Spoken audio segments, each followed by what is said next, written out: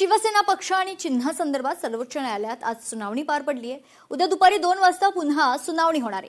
शिवसेनेचं धनुष्यबाण चिन्ह गोठवणार की ते कोणाला मिळणार या निर्णयाकडे आता सगळ्यांचं लक्ष लागलंय।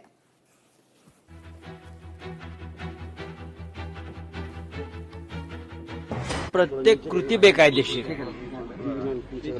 प्रत्येक कृती घटनेतल्या 10व्या शेड्यूलनुसार कोणतंही आणि परिच्छेद 2 जे संविधानामध्ये आपलं आहे हे सगळे डिस्क्वालिफाय होतील, हे सगळे बरखास्त होतील।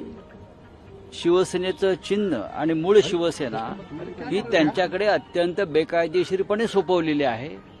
कोणताही नियम, कोणताही कायदा आणि कोणतंही संविधानातलं कोणत्याही सेक्शननुसार काम झालं नाही, हे आज कपिल सिब्बल यांनी मुख्य न्यायाधीशांच्या पीठापुढे मांडले।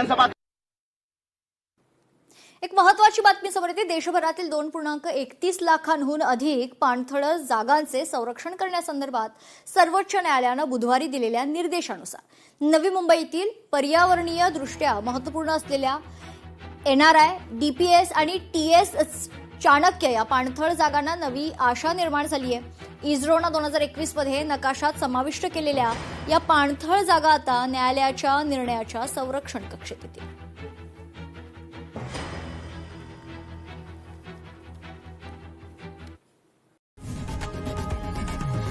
लोकशाही मराठी ऐका, पहा, जागरूक रहा।